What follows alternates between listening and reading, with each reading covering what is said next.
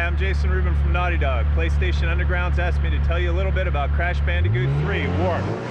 I wanted to be sure that we preserved the classic intuitive gameplay that has made the Crash series so successful. We found that gamers worldwide truly enjoy the structured interactions of this style. The second thing we wanted to do with Crash Bandicoot Warped is that we wanted to introduce free-roaming gameplay. To add excitement, we've created some radically new styles of levels. You still have a mission-based objective, but at the same time, the camera is opened up and you're free roaming. In addition, we wanted to broaden the replay value of the game so that players got more for their money, they got more bang for the buck. We added a time trial mode, but now they can race against the clock, they can compete against their friends, their brothers, their sisters, and they can put up scores with their names in it to show exactly how well they've done. In the succession from Crash 1 to Crash 2 to Crash Warped, we as a team, and I personally, have learned a tremendous number of things. In Crash 1 and 2, the maximum distance at which you could see any polygon was about 70 meters. In Crash Warped, we've opened that up to 700 and some odd meters. Like in the medieval levels, there's a castle at the end that you can see nearly from the beginning of the level, and as you go through almost a kilometer of level distance, like you keep seeing the castle every time you get closer and closer as you go over crests. Because we've been able to achieve things that just haven't been seen before on the PlayStation. One of the accomplishments that we did in Crash Bandicoot Cortex Strikes Back is we had Crash be able to wade into water and to subdivide perfectly in the water, which is something that had really not been seen before on the PlayStation. And at first, there was some debate whether it was feasible. Now we've gone another step in Crash Bandicoot Warped, where we have entire rounds where everything is floating in the water. We have environment mapping against waves, and the waves are moving in a very realistic ocean pattern, but you can see the reflections of the world in the waves, which gives a very, very realistic effect. I think most people, including ourselves, until this project, thought it was not possible to pull off that many things, that much subdivision in a level, that you just would not have the speed to do something like that. I think the way we pulled it off was with perseverance and with trying things and just keep working at it and working at it and working at it until we were able to get within the frame rate that we wanted. We've learned a tremendous amount about gameplay. Making a new mechanic and trying to make it play well and work with Jason's animation for the character, because it all has to integrate together.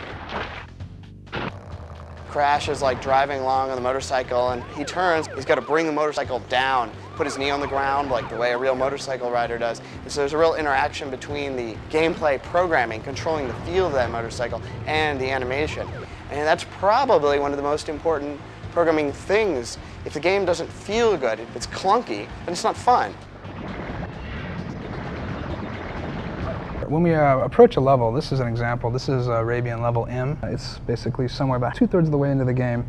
We think in terms of the player's abilities at that point, and we also think in terms of the character's abilities. One of the things we wanted to do was bounce on tarps, because bouncing is a fun mechanic. Kids love to bounce on beds, and it's just always fun to do. We decided to do something that hadn't been done before. In Crash 2, all the enemies on the hang section you had to avoid. You couldn't specifically attack any particular enemy. And in this game, Crash will actually get to fight enemies while hanging.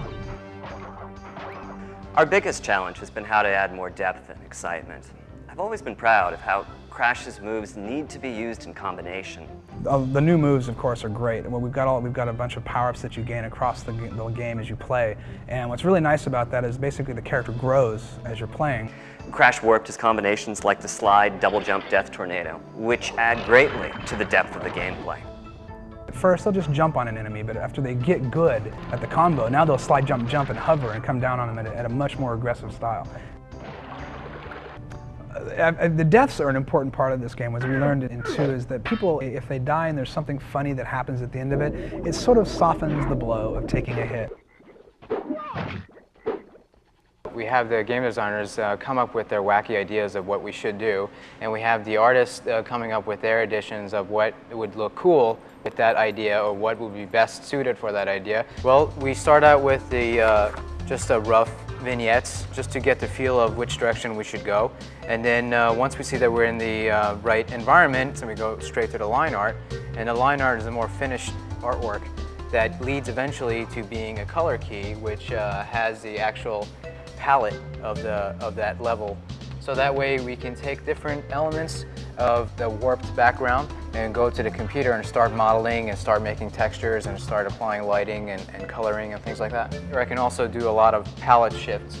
And if, for example, I can take the daytime and I can make a nighttime version of it rather quickly. There have been a lot of really proud moments for Naughty Dog in the Crash series, but I think maybe the proudest moment has been seeing the culmination of technical achievements and artistic achievements that came together with some of our water levels in Crash Bandicoot Warped. Our ocean level is just beautiful. I think we have a gameplay style that is truly new and truly unique. And I think that it's extremely fun, and on top of that, technically it's an extremely hard achievement. Well, you've crashed a few parties before, but I never expected you to make it this far. Now I have to lay down a challenge to the PlayStation Underground viewers. I've heard that you are some of the best video game players, some of the best PlayStation players out there. And I want to see if that's actually true. The Naughty Dogs, all of the Sony testers, our Sony producers, as well as Mark Cerny, have been playing our time trial mode, and you'll be able to find in the credits of the game what all of our best times were. You don't turn back. I will inflict 1,000 years of suffering on you and the entire universe! And the challenge is, can you actually beat that time? And I have to say, within that group of people, there are some darn good players, so it's going to be quite a challenge. So the challenge is out to you now.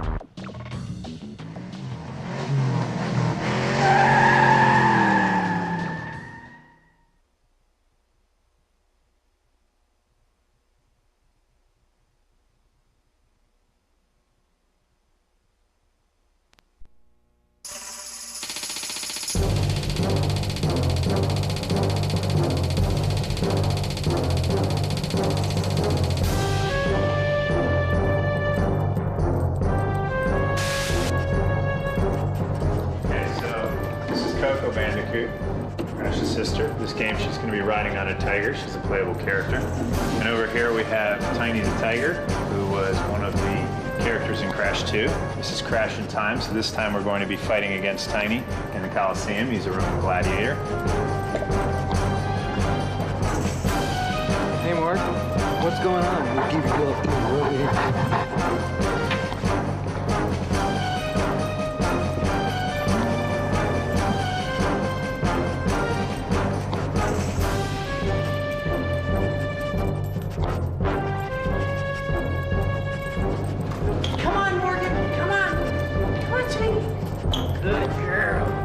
Great footage.